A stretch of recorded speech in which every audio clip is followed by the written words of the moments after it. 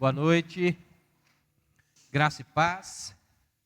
Rapaz, como é que o tempo passa rápido, né? Como é que as coisas vão depressa. Capítulo 20 já, da Confissão de Fé de Westminster, que a gente está estudando. Um dos símbolos de fé da Igreja Presbiteriana. Não é, irmãos, que a Confissão de Fé tenha o mesmo peso que a Escritura para nós. Porque a gente afirma, né, que a nossa única regra de fé e prática é a palavra de Deus. Mas a confissão de fé é um documento que nos ajuda a compreender as Escrituras, nos ajuda a entender as verdades bíblicas, coisas que a nossa Escritura contém. Então, por isso a gente adota como um símbolo de fé da igreja. E é uma bênção. A gente tem visto esses estudos aí, muito bom. Eu estou muito feliz, muito contente, muito satisfeito, né, com tudo que a gente tem visto aqui, com tudo que a gente tem aprendido aqui. E que a gente possa, em nome de Jesus, né, praticar essas coisas. Hoje nós vamos falar, então, o capítulo 20, sobre a liberdade cristã e a liberdade da consciência. Então vamos lá, capítulo 20, da liberdade cristã e da liberdade de consciência. São 4 sessões desse capítulo 20, a gente vai ver até onde a gente consegue chegar hoje aí, né? Tomara que tenha bastante participação aí, eu gosto quando tem esses debates, esse envolvimento, né? Muito bom. A primeira sessão diz assim, então. Primeiro, a liberdade que Cristo, sob o Evangelho, comprou para os crentes, consiste em serem eles libertos do delito do pecado, da ira condenatória de Deus, da maldição da lei moral e em serem livres do poder deste mundo, do cativeiro de Satanás, do domínio do pecado, do mal das aflições, do aguilhão da morte, da vitória da sepultura, da condenação eterna, como também em terem livre acesso a Deus e lhe prestarem obediência, não movidos de um medo servil, mas de amor filial e espírito voluntário. Todos estes privilégios eram comuns também aos crentes debaixo da lei, mas sob o Evangelho. A liberdade dos cristãos está mais ampliada, achando-se eles isentos do jugo da lei cerimonial, a que estava sujeita a igreja judaica, e tendo maior confiança de acesso ao trono da graça e mais abundantes comunicações do Espírito de Deus do que os crentes debaixo da lei ordinariamente alcançavam. É enorme o parágrafo, né? Mas vamos lá, o que a gente precisa entender desse parágrafo aqui? Eu gosto de ler, entender o que está escrito aqui e depois explicar, porque eu acho que aí fica mais fácil, né? Se eu compreendo aquilo que eu estou falando, fica mais tranquilo. Vamos lá. A liberdade que Cristo, sob o Evangelho, comprou para os crentes. A primeira coisa que a gente precisa entender é que nós somos livres, sim. Mas essa liberdade teve um custo. Ela não veio de graça, né? Não é assim, teve um preço. E um preço alto. Cristo comprou a nossa liberdade através do Evangelho. A boa notícia da salvação, a boa notícia que o Cordeiro perfeito seria imolado, morreria no nosso lugar de uma vez por todas, porque a morte de Jesus é sacrificial, é eterna, não precisa mais nada, ele fez tudo que eu e você não teríamos condição de fazer, por isso hoje nós somos livres. Então toda essa liberdade que a gente leu aqui é porque Cristo pagou o preço. Não foi gratuito, não foi de graça. Jesus comprou a nossa liberdade sob o Evangelho. E aí, essa liberdade ela é ampla, é muito grande, não é assim irrestrita como a gente pensa, né? Há um ditado popular que diz que o preço da liberdade é a eterna vigilância. E a gente vai ver para baixo aqui que temos, né, algumas coisas em que vigiarmos também. Então, Jesus comprou essa liberdade. E que consiste essa liberdade? A primeira coisa que ele nos liberta é do delito do pecado. Nós somos primeiramente libertos do pecado. E pecado aqui, que Cristo nos liberta, não é o pecado, como é que eu vou dizer, que ação, é aquilo que a gente faz.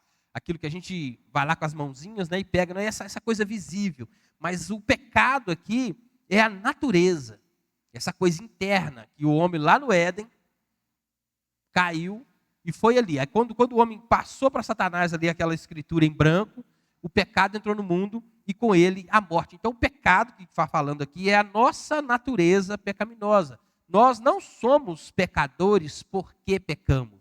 É contrário. Nós pecamos porque somos pecadores. Então, essa liberdade que Cristo trouxe aqui do pecado é a nossa natureza.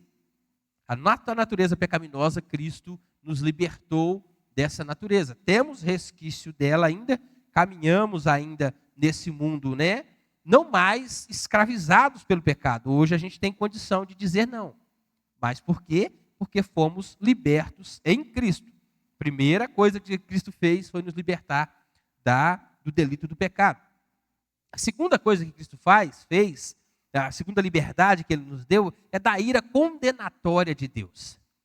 Graças a Deus por isso, né?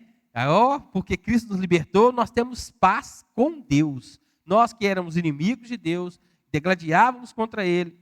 Todo aquele que não foi ainda alcançado pelo Evangelho, todo aquele ainda não foi liberto por Cristo Jesus, que não tem Jesus como Senhor e Salvador da sua vida, ele está em rebelião contra Deus. Ele está em guerra contra Deus. Pode ser o seu parente mais amado, pode ser os seus pais, pode ser o seu irmão, pode ser quem quer que seja que está aí nessa vida caminhando, ainda sem reconhecer Jesus como Senhor e Salvador. Ele está debaixo do pecado e debaixo da ira condenatória de Deus. Ele é inimigo de Deus. E a liberdade que Cristo nos dá de nos fazer, de nos livrar da ira condenatória de Deus, ela é muito mais profunda do que simplesmente a gente estar livre da ira. Não, Jesus nos libertou da ira, nós não somos mais alvos da ira de Deus, porque Deus derramou sobre ele a ira que era devida a mim e a você, mas agora a gente pode chamar Deus de Pai, a gente recebeu filiação, foi tirado da condição de inimigo, trazido para o reino de Deus, temos paz com Deus, e hoje a gente é co-herdeiro de Cristo, de tudo aquilo que Deus deu a Ele. Tudo é dele, tudo dele, por ele, por meio dele, são todas as coisas. Tudo. Jesus veio para redimir a criação total, né? E a gente, como coroa da criação, então somos alvos também dessa redenção. Da ira, condenação, da maldição da lei moral e em serem livres do poder deste mundo. Maldição da lei moral. A gente falou semana passada, o Rubens explicou para a gente aqui, que a lei moral ainda continua valendo. O que é a lei moral? Os 10 mandamentos. Né? Amarás o Senhor teu Deus, toda a sua força, todo o teu entendimento, guardarás o sábado, não terás outros deuses diante de mim. E qual que é o outro que está faltando aí? Ouça, eu sou o Senhor teu Deus, amarás o Senhor teu Deus. Primeiro é amar a Deus acima de todas as coisas. Não fará para ti imagem, não terás outro Deus diante de mim, só a Deus prestar culto, né? Então é isso.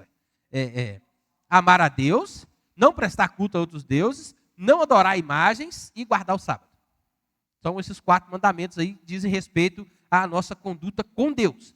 E os outros 6 dizem respeito à nossa conduta de uns para com os outros. Não roubar, não matar, não desejar o que é do outro. Então todos esses mandamentos, essa é a lei moral, ela continua valendo para nós. Mas o que a confissão de fé está dizendo assim, que nós somos libertos da maldição da lei moral. Se a lei moral continua valendo, que maldição há nessa lei? Do que está falando aqui? Se a gente parar e pensar, o primeiro mandamento lá, que quando Jesus foi perguntado, né, qual que é o maior mandamento? Amarás o Senhor teu Deus com toda a sua força, todo o seu sentimento. Algum de nós aqui tem condição de amar a Deus desse jeito? Se é um mandamento, é o primeiro dos mandamentos, se é mandamento é para cumprir. Se nós não temos condição de cumprir, nós estamos lascados, né? Então, essa é a maldição que pesa sobre a lei moral, que nós não temos condição, porque a lei se resume, no frigir dos ovos, é amor. Amor a Deus, acima de todas as coisas, e amar o nosso próximo como a ti mesmo. A gente até falou semana passada que Jesus deu uma piorada aí, não é amar o próximo como a mim mesmo mais, é amar o próximo como ele nos amou. Então Jesus deu uma acrescentada nessa lei. Só que nós não temos condição, sozinho, em nós mesmos, de fazer isso. Então, Cristo veio, cumpriu tudo que a gente precisava cumprir, inclusive amar a Deus acima de todas as coisas. Por isso a gente hoje não tem mais essa maldição. E hoje eu tenho condição de amar a Deus porque Ele me amou primeiro. Jesus, quando foi assunto aos céus, que ele ressurgiu, ele mandou o Espírito Santo. Então nós temos em nós o Espírito Santo que nos ajuda, que nos conduz a esse amor, a responder, a corresponder a esse amor. Se não fosse Cristo, se não fosse o Espírito, nós estávamos condenados, debaixo da lei, do mesmo jeito, da ira condenatória de Deus e da maldição. Nós estávamos amaldiçoados sob a lei, porque a lei mostra que a gente não tem condição de cumprir ela mesma. A lei mostra para a gente que nós somos pecadores e não temos capacidade em nós de cumpri-la. Então Cristo veio, comprou para nós a liberdade, de sermos libertos do pecado, da ira condenatória de Deus e da maldição de lei moral. Por tudo que Cristo fez, hoje nós conseguimos corresponder, não completamente, não perfeitamente, a esse amor de Deus por nós. Então, Cristo também nos tornou livre dessa, e também livre do poder deste mundo. Olha só que interessante isso aqui, né? Livres do poder deste mundo, do cativeiro de Satanás, do domínio do pecado, do mal das aflições. O poder deste mundo, a gente está vivendo aqui. A gente vive nesse mundo aqui, certo? Então, não peço que o tire do mundo, mas sim que os livre do mal. E tudo que acontece ao nosso entorno, seja o que é feito lá nos governos, lá em cima, lá tudo que é feito, nos afeta. Ideologias, essas tantas ideologias bacaninhas que tem aí, né? Tudo isso afeta a gente em algum grau.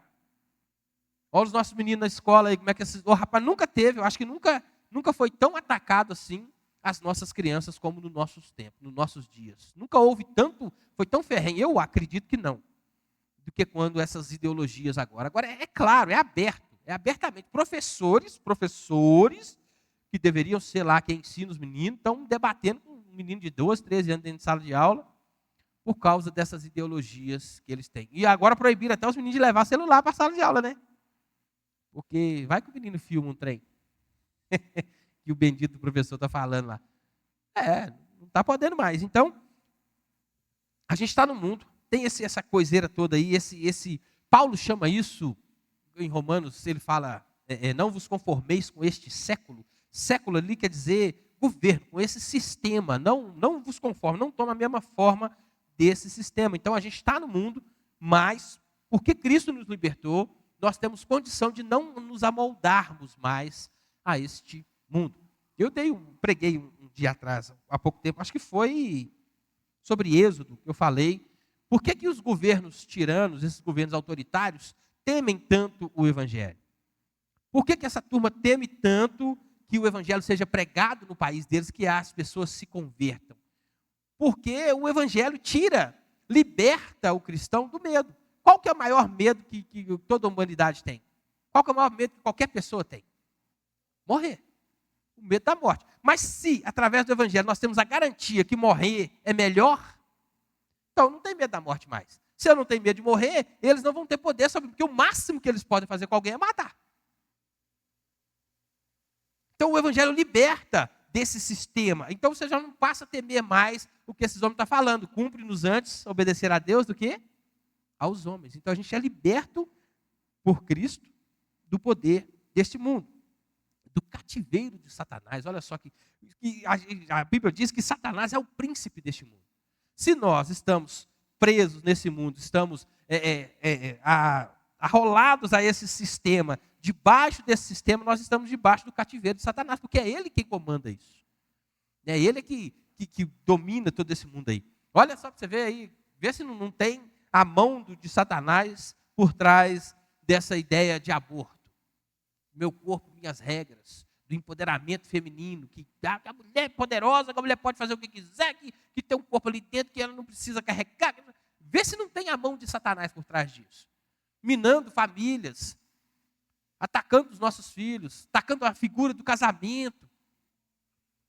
E tantas outras. A família, né? A família hoje é alvo desse povo, dessas ideologias, querem destruir a família.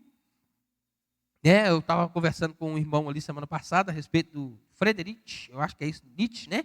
Lá da ideia de Deus está morto. Um livro escrito há tanto tempo, fala que Deus está morto, mas o cadáver dele ainda está aí apodrecendo, cheirando mal, né? E explicando isso para os irmãos aí, que é como se tivesse matado Deus, para eles mataram Deus, mas cadáver de Deus que está aí, né, que está apodrecendo, o cheiro que ainda sobe, é isso que mantém o mundo, que evita de fato o mundo apodrecer. Que são os valores morais, família, de homem a homem, mulher a mulher. Essas coisas todas que norteiam a nossa vida, os valores da própria lei, né, o senso moral que a gente tem do certo e errado. Tudo isso é Deus, tudo isso vem de Deus. Então eles querem acabar com isso, eles querem de fato enterrar Deus, né? Aí esse é o plano desse governo, desse sistema aí. Então, livre do poder de Satanás, do domínio do pecado. Agora sim, aquele pecado, aquela natureza pecaminosa que Cristo nos libertou lá, agora a gente não nos domina mais. Então a gente tem condição, é o tal do não posso e do posso não. Né? O mundo lá fora, quando as pessoas falam de liberdade, né? Que eu posso isso, eu posso aquilo, eu posso fumar, eu posso beber, eu posso falar, pode. Mas na verdade ele não pode. Ele não pode parar de beber, ele não pode parar de fumar, ele não pode parar com os vícios dele, ele não tem condição, porque ele não foi liberto ainda do poder do pecado. Mas o crente pode não. Eu tenho vontade, claro que tem. A gente tem vontade, não tem de trem, não tem não. Mas eu posso não ceder às minhas vontades mais. Por quê? Porque eu tenho o Espírito Santo que habita em mim e que me capacita a isso. A graça de Deus, que eu como aprendi com o irmãozinho, eu nunca mais vou esquecer disso, a graça de Deus, ela é a provisão que nós precisamos, ela nos provê o que a gente precisa para não cair mais nesse erro. É óbvio, irmãos, que não tem ninguém perfeito aqui. Uma hora ou outra a gente vai errar, a gente vai pecar, a gente vai fazer coisas que nos desagradam. O problema é como é que eu me sinto, né? Depois que eu faço tal coisa, depois que eu pratico tal ato. Será que eu me arrependo? Será que dói? Será que pesa?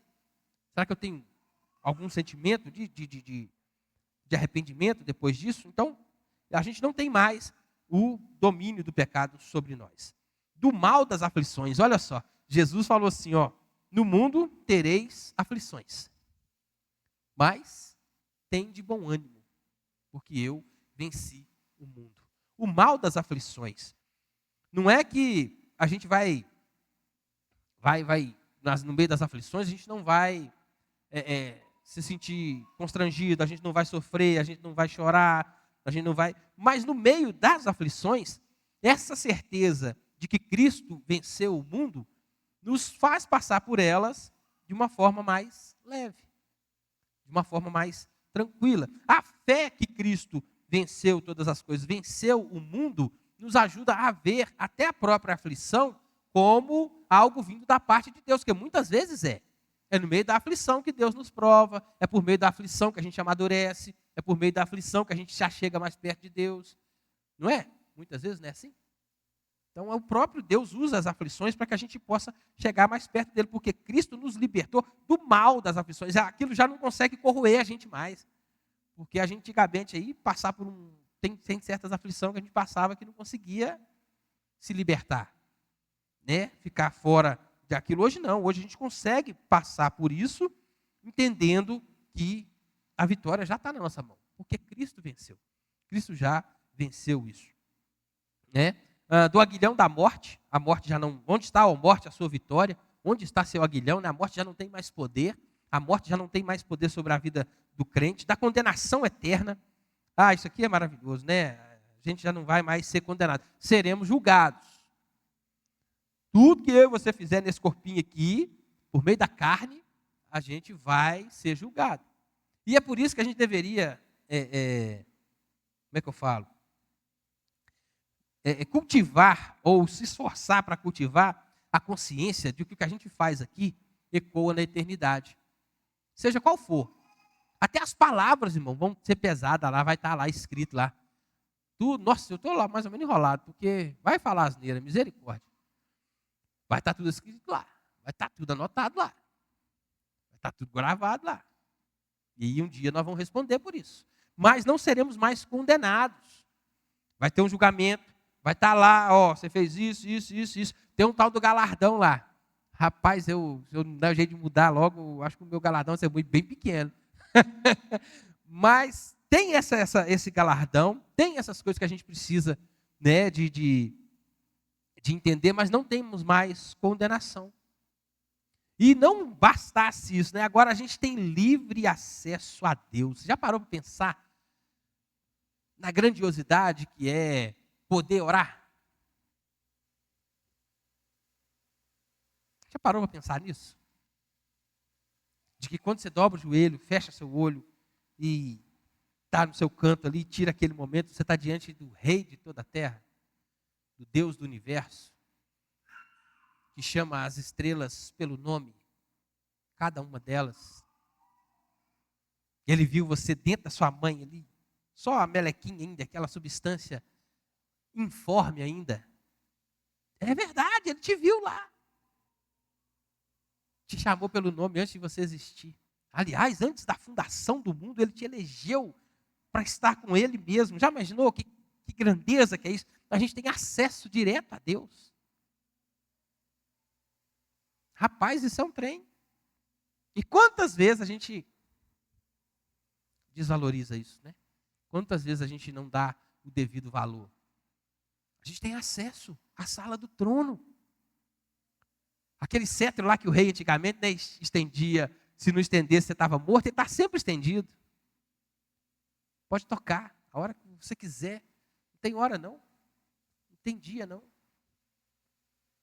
Está ali, liberto. Jesus nos deu livre acesso a Deus, irmão. Isso é maravilhoso de pensar. E tem hora que a gente... Nosso Deus, misericórdia.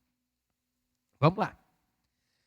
Livre acesso a Deus, e agora a gente consegue prestar, olha só que maravilha isso. Rapaz, isso é demais. A gente tem acesso a Deus, foi liberto por Jesus, a gente consegue estar diante. E hoje a gente consegue obedecer a Deus, mas não por medo. Eu não obedeço mais os 10 mandamentos lá, a lei moral. Eu não obedeço, eu não busco alcançar aquele nível de obediência ali, mas não é porque eu tenho medo de Deus, mas não. Ele é meu pai, agora eu sou filho dele, eu estou perto dele, mas é por uma obediência, rapaz, assim, por amor mesmo, amor de filho. Eu quero agradar a Deus. Essa é a diferença de uma boa ação para boas obras. Lembra que eu estudei, que a gente falou a respeito disso aqui? As boas obras são fruto de fé. Então eu consigo hoje olhar para aquilo que eu fazer o bem, mas, rapaz, por amor, porque eu quero agradar meu pai. Porque ele falou para fazer, não é só porque ele mandou, não. Mas é porque eu quero agradar ele. Eu sei que ele que é perfeito, o que ele pensou para mim é melhor do que eu quero. Então eu busco agradar o meu pai, esse Deus que hoje eu tenho acesso a ele, mas não é porque eu tenho medo dele, não. É porque eu quero agradá-lo. Eu desejo fazer a vontade dele, porque eu sei que é boa, agradável e perfeita, e que isso vai agradar. E quando eu não faço, eu sei que desagrada a ele. Que de alguma forma eu ofendo a ele, né? Então, e isso de amor e um espírito voluntário.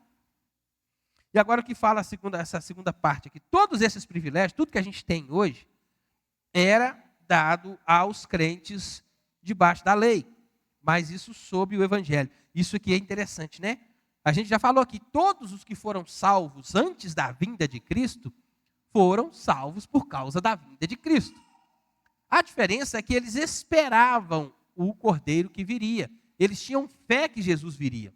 Eles esperavam que Cristo viria. Viria aquele que ia esmagar a cabeça da serpente. Eles tinham certeza disso. Viviam sob o aio. É aí que Paulo fala que a lei era um aio, né? Conduzia eles a Cristo. A lei era uma espécie de guia, né? Para eles. Ia guiando eles em direção a Cristo, onde eles conseguiam ver uma sombra, né? Daquele que viria. Então a lei era o caminho que eles seguiam, mas eles tinham fé que aquele Messias viria, que o prometido viria, que o Cristo viria, né, que o Salvador viria, por isso que eles foram salvos.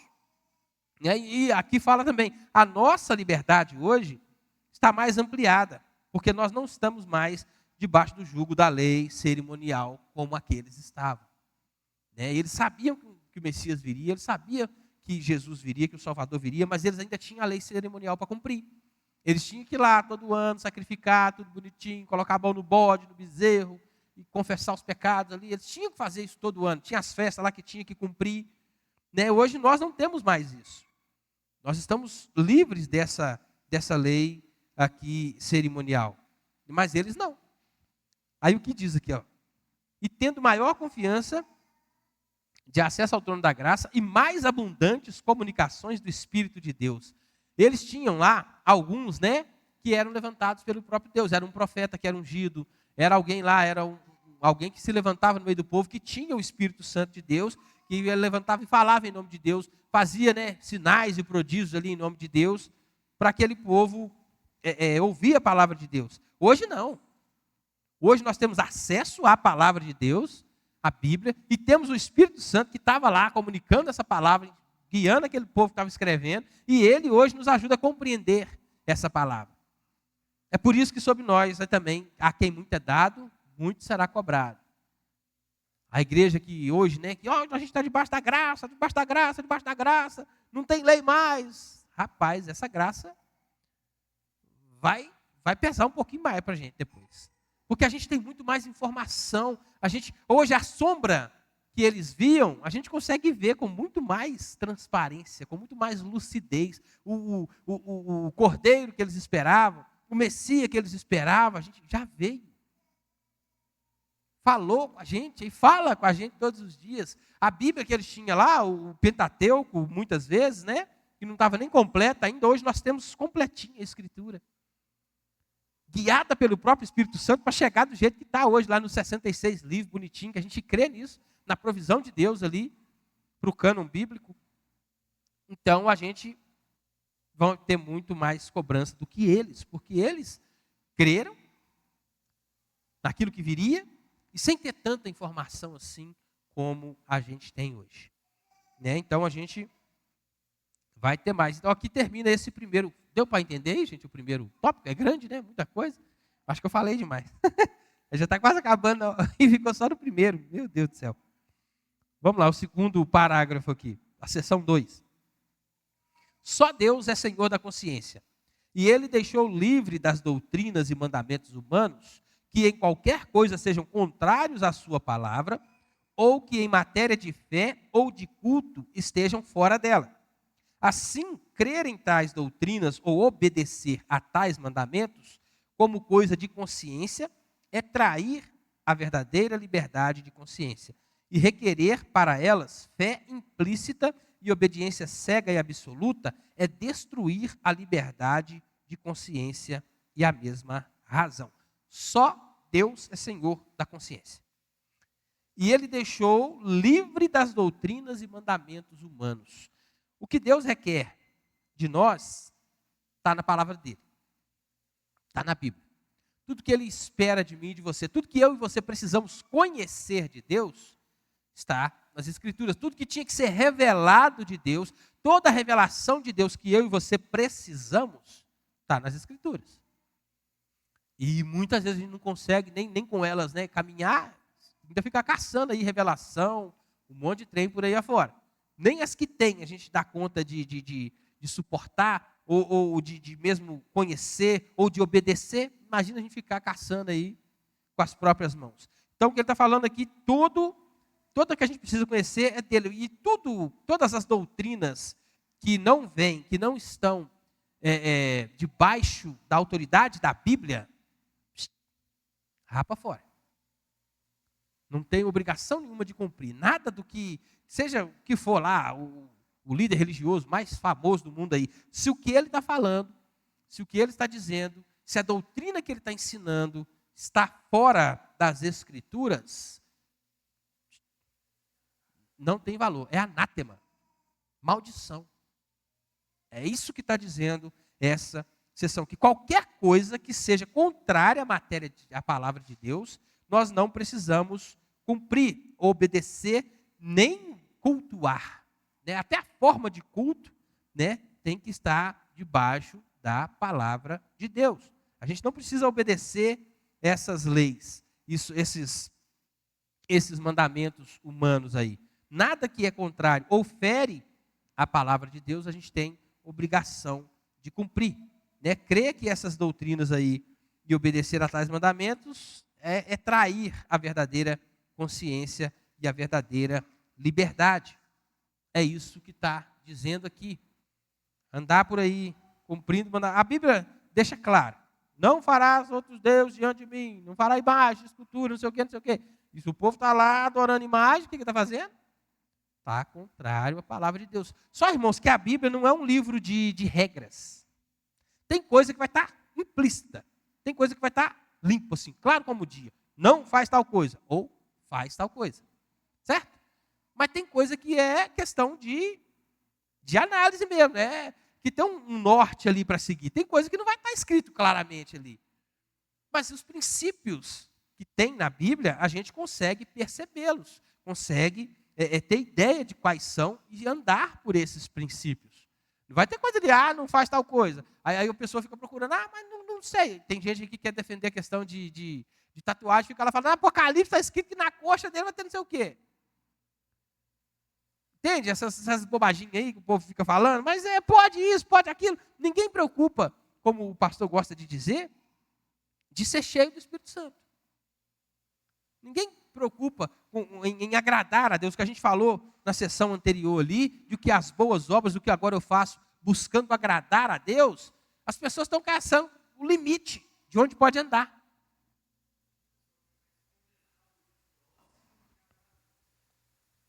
Entende? Quer fazer ele andar no limite do que pode ser feito, do que não pode. E tem coisas, gente, que até não é pecado.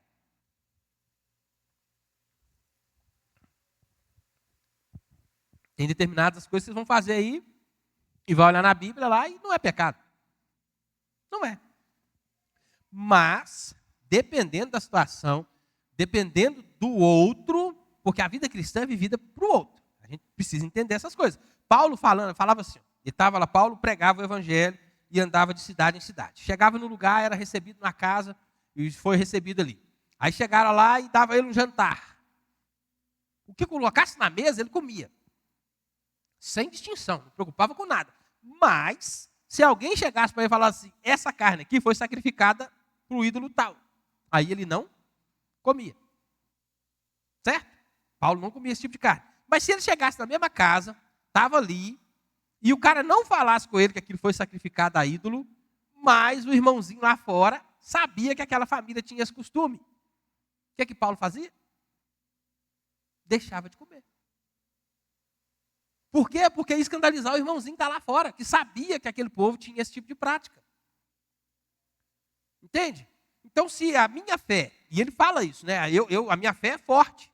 Eu sei que essa coisa aqui não vai acabar comigo, não vai me afastar de Deus, eu posso fazer isso, eu posso fazer aquilo. Mas, e o meu irmãozinho lá? Se ele me ver fazendo tal coisa, como é que fica? E o meu testemunho, como é que fica? Depois de fazer tal coisa, de praticar tal coisa. Então, são princípios. A gente tem que olhar para o contexto que a gente está também. Tem coisa que para a gente aqui vai escandalizar, vai constranger o outro, vai constranger a igreja, vai trazer um olhar ruim para a igreja que eu frequento. Mas tem isso em outro país é tranquilo. Mas a gente tem que olhar a nossa cultura. Onde é que a gente está inserido? Nós somos a igreja de Cristo no Brasil. Temos que ser a igreja de Cristo no Brasil. Pregar o evangelho no Brasil. Fazer com que os brasileiros enxerguem Cristo através da nossa vida, da nossa pregação, do nosso estilo de viver. É isso. Então tem coisas que ali, diretamente falando, não são pecado. Mas olha o contexto. Olha aí o que você vai fazer direitinho, como é que você vai estar fazendo, o que você vai estar fazendo. Vai escandalizar? Vai manchar o nome da igreja? O seu testemunho, como é que fica? E se o fulano lá te viu fazendo tal coisa, e você prega para ele de Jesus e tal, não sei o quê, mas aí você... Paulo, quando fala isso é para liderança. Rapaz, ele fala que o presbítero lá, o diácono, tem que ser irrepreensível. Estou lascado.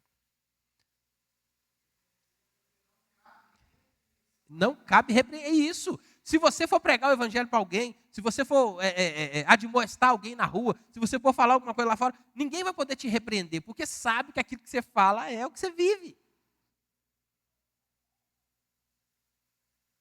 Entendeu? É essa a questão. É isso que nós somos livres, irmão. Tudo é lícito para nós. Mas tem coisa que não convém, uai.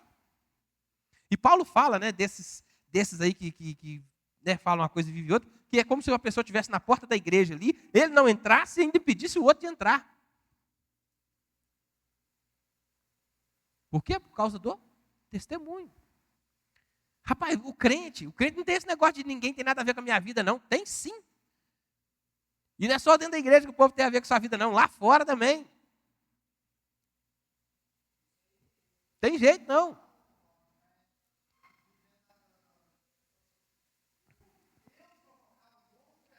O erro.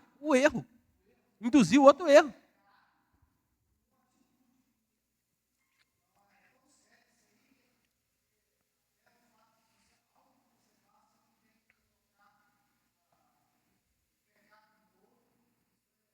Ou impedir que o outro alcance a fé.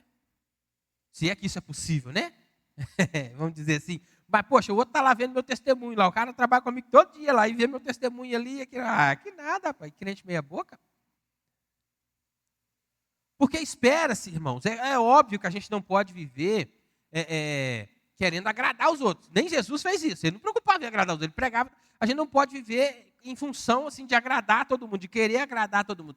Mas espera-se do crente uma conduta. Espera-se do cristão um jeito de ser, de vestir, de falar, de andar. Espera-se isso do crente. Não tem jeito.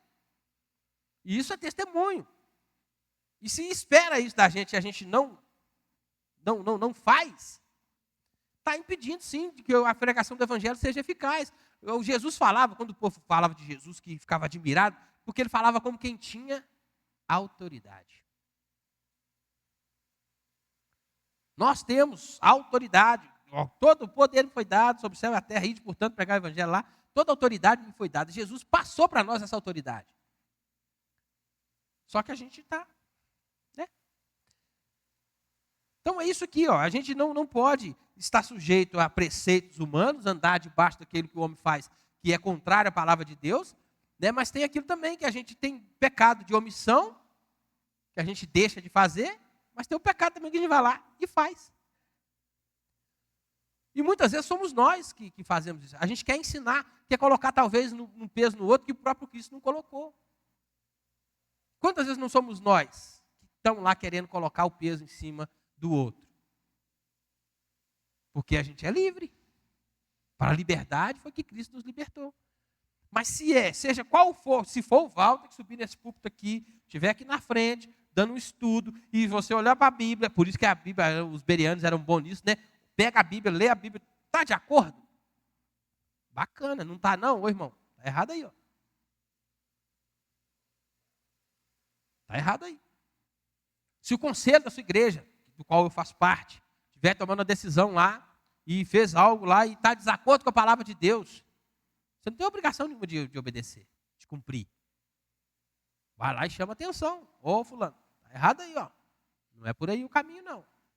Agora, se o conselho da igreja está fazendo, ou o líder lá está fazendo o que está debaixo da palavra de Deus, está orientado pela palavra de Deus, não está desviando, e você fala assim, eu não concordo, não. Eu não quero, não. Ô, gente, eu estou falando isso porque eu era assim, tá? Eu tinha uns trem aí que eu não concordava de jeito nenhum. E aí, por não concordar, né, Luciano? Eu não vou participar do trem porque eu não acho certo. E eu era diácono da igreja. Poxa, está debaixo da palavra de Deus? Não está em desacordo, não está fugindo da palavra de Deus? Não. Aí tem que olhar. É minha, como é que fala? Meu tradicionalismo que está atrapalhando o trem? É o meu olho torto que está atrapalhando o trem? É meu orgulho que não me deixa participar de tal coisa? Porque se for, aí é com Jesus, né? Tem que tratar. Porque é algo que eu demorei, eu acho que até demais para aprender. A gente vem aqui, e eu lembro disso com muita frequência, eu sempre lembro desse dia, o dia que eu fui batizado aqui da Pública Profissão de Fé. Eu prometo ajudar a sustentar a igreja. Eu prometo fazer isso, eu prometo fazer aquilo. Eu prometo estar debaixo da liderança enquanto essa estiver debaixo da palavra de Deus. Prometeu isso aqui. Aí a liderança vai lá e faz tal, sei lá, programação.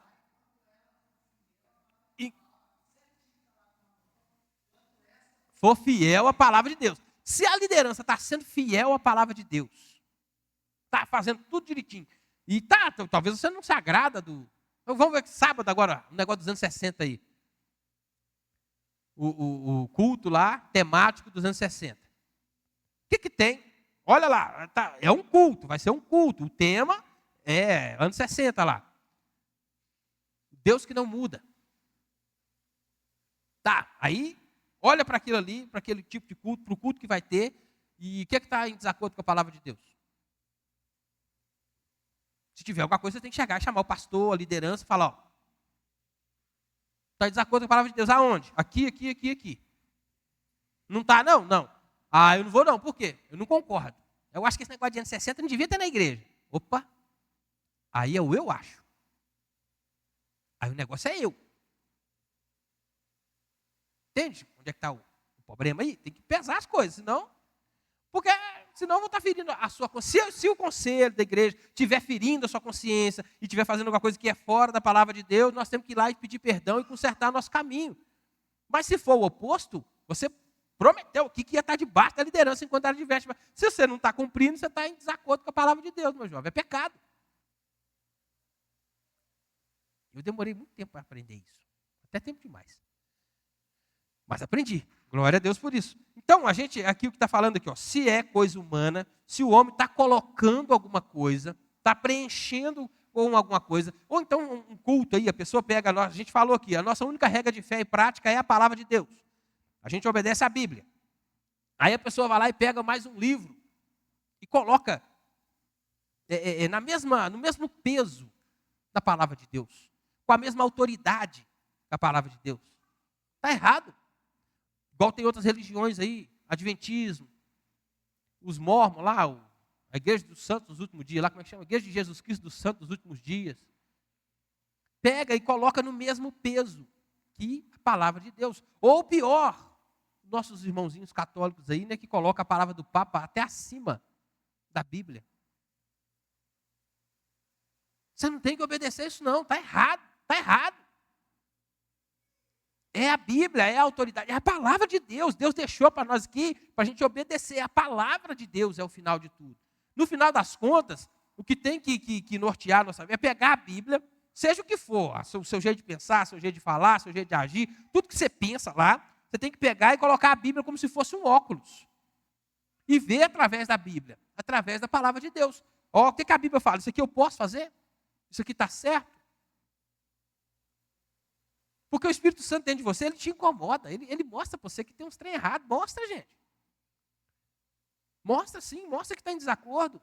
Você pode até não obedecer, você pode até sufocar o bichinho, mas que ele mostra. O Espírito Santo mostra para você que está errado. Ele te fala. Te incomoda. E aí você pode continuar indo pelo caminho. Uma hora vai pegar. Então não é só aquilo que o homem põe além, aquém da palavra de Deus, mas o que fica além também. Não é acrescentar nada, não. Se você está seguindo esse tipo de coisa aí, né, você está caindo nesse erro. Essa liberdade que Cristo morreu para te dar, toda essa liberdade conquistada na cruz, você está colocando sobre você um peso. Está se colocando preso de novo àquilo que Cristo já te libertou. Aquilo que Cristo já fez, já pagou, já não tem mais razão de ser. É isso que fala essa segunda sessão aqui. A gente trai... rapaz, Lutero, o pastor até citou aqui, né? Quando ele foi chamado lá na dieta de Worms lá, e falou com ele, nega lá o que você escreveu. Ele falou, não posso. Eu não posso negar. Mas por que, bendito? Porque se eu negar, eu estou traindo a minha consciência está cativa à palavra de Deus. Então eu não posso negar o que eu falei, não vou negar, não vou me retratar. É isso aqui, ó, eu estou cativo, a minha consciência está cativa à palavra de Deus. E toda vez que eu deixo um mandamento desse, essas coisas de homem, uso, costume, que vocês pensarem aí que é coisa de homem, que está entrando dentro da igreja, que está entrando no meu coração, que está tomando o lugar da palavra de Deus, é isso que eu estou fazendo. Eu estou ferindo a minha consciência já não está mais debaixo da ordem de Deus, da palavra de Deus. Não preciso colocar nada além da palavra de Deus e nada aquém da palavra de Deus. Ela é o norte. É ela quem nos dá. Deus é o Senhor da consciência. Ela começa dizendo assim essa sessão. Só Deus é o Senhor da consciência. É só Deus. É por isso que Jesus falou, não julgueis. Porque com o peso que julgar, você vai ser julgado também. Não julgar aqui é julgamento condenatório. Tá, esse aqui vai para o inferno por causa disso. Não é não julgar a atitude do outro, não. A gente precisa olhar para o irmão também e está pesando ali, ver como é que está a situação. Porque se eu não julgasse, como é que eu ia saber que a igreja tal está em desacordo com a palavra de Deus? Que o ensino tal está em desacordo com a palavra de Deus? Tem que ter um julgamento. Não é um julgamento condenatório, isso é com Deus. Isso é Ele que vai fazer lá no dia do juízo, isso é com Ele. E se a gente julgar dessa forma, nós também assim seremos julgados. Então até aqui fica, eu termino aqui o parágrafo, seção 2, né, que só Deus é o Senhor da consciência, e qualquer coisa, qualquer mandamento humano que seja contrário à palavra de Deus, seja em questão de fé ou em questão de culto, né, que estejam fora dela, eu estou traindo a consciência. Crer e obedecer tais doutrinas, ter esses mandamentos, abraçar esses mandamentos, tudo aquilo que é coisa de homem, eu estou em desacordo com a palavra de Deus. Eu estou voltando de novo para a prisão que Cristo me tirou dela. Foi claro até aqui, gente? Eu atrapalhei mais do que ajudei. Então que Jesus abençoe. Vamos orar? Terminando aí. Aí semana que vem são mais dois parágrafos. E tem um que é grandão também. Mas eu creio que a gente vai dar conta de terminar semana que vem. Em nome de Jesus. Deus, nós queremos te bendizer, Senhor. Te agradecer, te louvar, exaltar o teu nome. Ó Deus querido, e te agradecer, Deus, por tanta liberdade, Deus, por tamanha liberdade que a gente tem. Pedir-te, ó Deus, que em nome de Cristo Jesus, que o teu Espírito Santo não nos deixe, ó Deus, confundir a nossa liberdade, Senhor. Não nos deixe ir além daquilo que podemos ir. Ó Deus, que a fé que temos em Ti, Deus, seja o nosso guia. Senhor, que a Tua palavra, Pai, seja o nosso óculos, que a gente possa, de fato, nos submeter a ela diariamente. Nos ajuda, Deus, a ter sede e fome da sua palavra, Pai, porque foi dito aqui, Deus, aí implícito, né, que a gente precisa conhecer a tua palavra. E é por isso que a gente está aqui nessa noite, porque a gente quer conhecer mais de ti. Pedimos, Senhor Deus, que o Senhor nos abençoe, continue nos abençoando, que o que foi falado aqui possa gerar fruto no nosso coração, possa, Deus, germinar como uma semente, ó Deus, crescer dentro de nós, meu Pai, para que a gente possa frutificar e outras pessoas possam, meu Deus, alcançar aí os lucros, os benefícios, Deus, desse fruto que a gente há de dar para a glória do Senhor. Te agradecemos, ó Deus, pela oportunidade, por tudo que foi falado aqui, pelo ensinamento absorvido aqui, Deus, e pedimos ao Senhor que, Deus, nos encoraje. Em nome de Jesus, que o Teu Espírito Santo não nos deixe esmorecer, que a gente persevere, que a gente continue, meu Deus, e que aquilo que a gente não compreende totalmente ainda, Pai, que o Senhor, que o Espírito Santo do Senhor possa falar no nosso coração ainda nessa noite, que a gente possa sair daqui pensando naquilo que foi dito, ó Deus, a fim de absorver as suas verdades e viver de acordo com ela. Que assim seja, para a glória do seu santo nome. Amém.